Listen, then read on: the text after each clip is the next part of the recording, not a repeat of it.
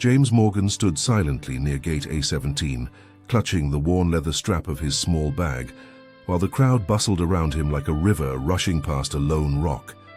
The old man's hands trembled just slightly, but not from fear or fatigue, rather from the weight of all the battles carried quietly beneath his skin. 87 years old, but still sharp-eyed and steady, his silver hair neatly combed and the Medal of Valor gleaming faintly pinned to his plain navy blazer. This flight was not just a trip, but a pilgrimage, a chance to honor comrades and the sacrifices made decades ago. His granddaughter, Captain Emily, had booked him a first-class seat months in advance, a rare luxury for a man who never sought more than the bare necessities but deserved every comfort for the pain old injuries still caused. The boarding pass had read 3A, a window seat, a small sanctuary where he could watch the world fade below and prepare for the White House ceremony that awaited. Then the gate agent's voice had shattered his calm. "I'm sorry, sir, but due to an equipment change, your seat has been reassigned to 44D middle seat economy." The words landed like cold rain, a betrayal disguised as policy. Jim's voice was soft but firm. There must be a mistake. This ticket was confirmed months ago, but the agent's practiced smile never reached her eyes. "Aircraft changes happen, sir. 44D is your assigned seat." Jim took the flimsy boarding pass and looked down at the small print, the downgrade glaring at him like an insult. He remembered the long nights spent recovering from wounds from the firefight in the Mekong Delta, the countless hours in dusty trenches, the friends who never made it home, and yet here he was, reduced to a number in an endless queue.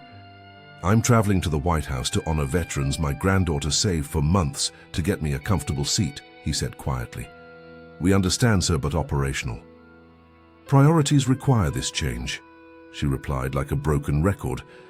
Jim turned away, his heart heavy, not from the loss of luxury, but the erasure of recognition.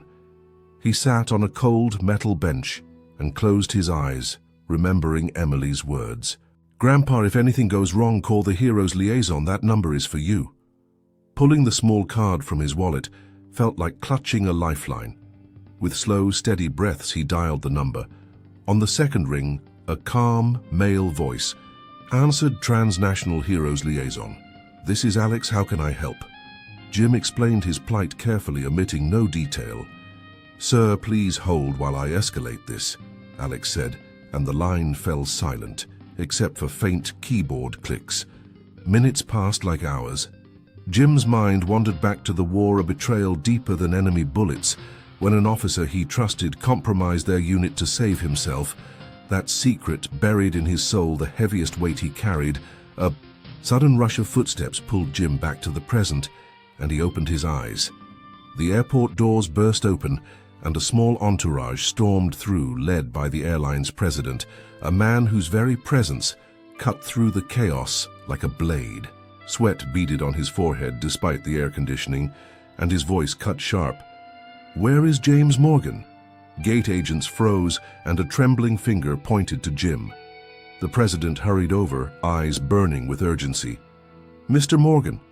"I am Edward Sterling, president of Transnational Airlines."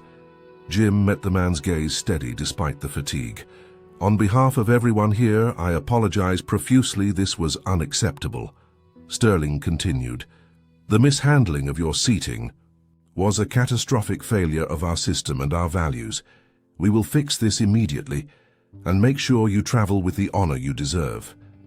Jim nodded slowly, gratitude and bitterness mixing in his chest. The crowd murmured as executives conferred, and the president turned cold eyes to the gate agent who had caused the trouble.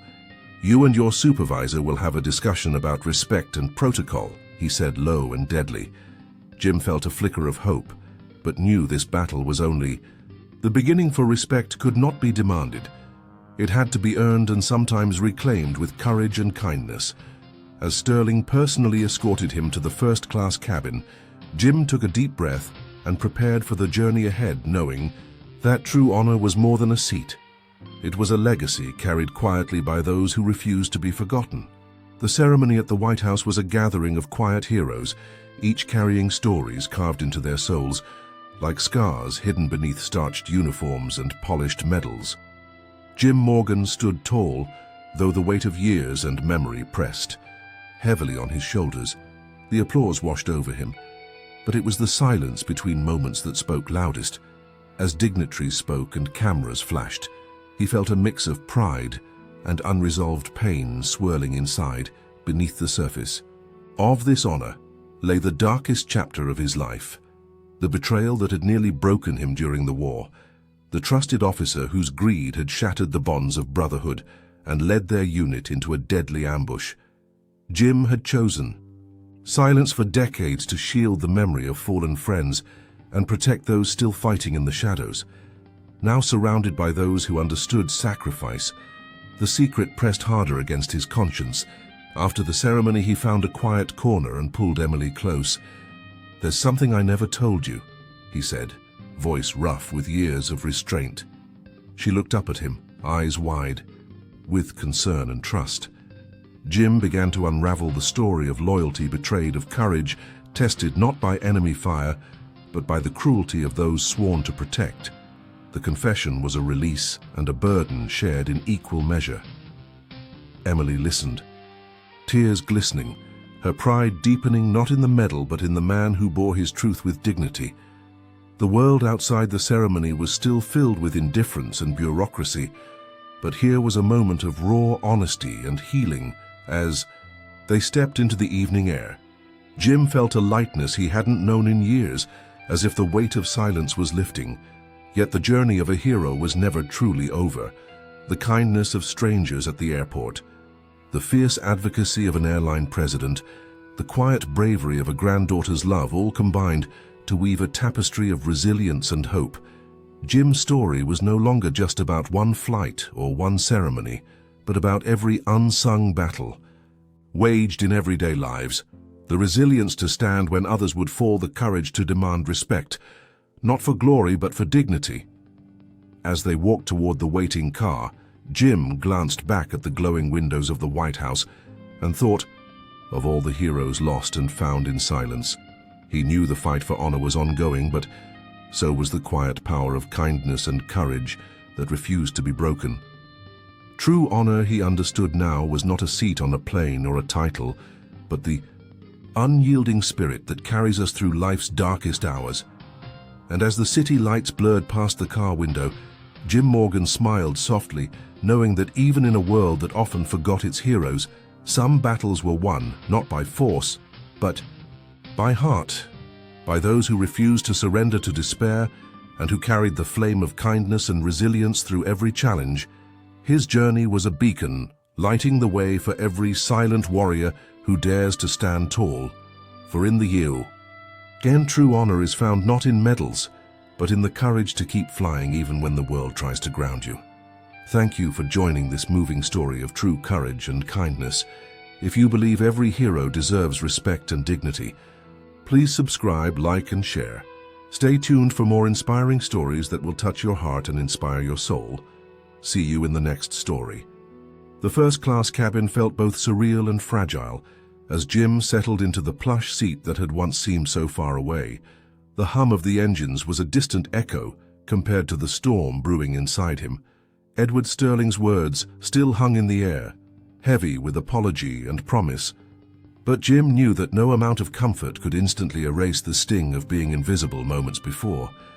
As the door closed and the flight attendant began the pre-flight announcements, Jim's thoughts drifted to the countless sacrifices hidden behind medals and ceremonies, the quiet courage that never sought applause but deserved recognition, the men who had fought beside him in the jungle, whose names were etched in silence, whose stories had been swallowed by the noise of history.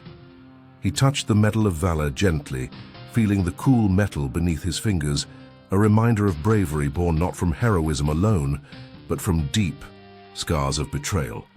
There had been a man once, a trusted officer, whose treachery had cost lives, and Jim had carried the secret like a shadow through decades of honor and pain. Now, as the plane lifted toward the gray skies, he realized that the true battle was not always against enemies with guns, but against apathy and disregard.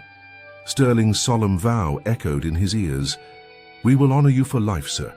Your granddaughter's trust will not be broken." And Jim thought of Emily, a young woman fighting battles of her own, her hope for him a light that refused to dim, yet beneath the gratitude simmered a quiet anger, the bitter truth that even a Medal of Valor could be reduced to a boarding pass priority number in a cold algorithm. As the flight attendants moved through the cabin, offering drinks and smiles, Jim's eyes lingered on a man across the aisle who wore the uniform of a younger soldier, his gaze curious yet respectful. Jim nodded slightly, a silent acknowledgement passing between two generations, linked by service and sacrifice. The veteran's mind wandered back to the gate, to Brenda the gate agent, whose mechanical dismissal had sparked this upheaval, to Mark the younger agent who had looked uncomfortable but stayed silent. Jim wondered how many others like him had been brushed aside, their stories lost in the faceless corridors of policy and profit. But now on this flight, he was a symbol of resilience not just to the world but to himself. Hours passed, and Jim's body ached, but his spirit held firm, each breath a testament to the kindness of strangers and the stubbornness of hope. At the White House ceremony, surrounded by fellow recipients, the weight of the past gave way to the light of shared honor and respect. But Jim kept the deepest secret locked tight. The betrayal that had once shattered his unit was a wound only he could tend. He had never spoken of it, not because he feared judgment, but because some battles were fought in silence to protect the living. Emily approached him afterward, her eyes bright. "Grandpa, you were incredible."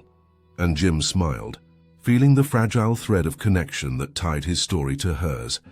As they stood among the crowd, the world outside seemed to forget the indignities of the airport, the uncomfortable seat reassignment, and focused instead on the man who had carried decades of courage through every storm. And Jim realized that kindness, resilience, and unyielding integrity were the true medals awarded not in ceremonies, but in the hearts of those who refused to be broken. The story of this flight and the fight for honor spread quietly through veterans' networks, a whispered legend of how dignity could be reclaimed even when systems failed. Jim Morgan's journey was far from over, but in this moment he was more than a passenger on a plane. He was a beacon for every silent hero who carried unseen wounds and wore their scars with quiet pride. The plane touched down as twilight fell, and Jim felt a calm he hadn't known in years. The battle for respect was ongoing, but so was his resolve to face it with courage and kindness. And as they disembarked, Sterling's promise of lifelong honor echoed like a vow: "You will never be forgotten."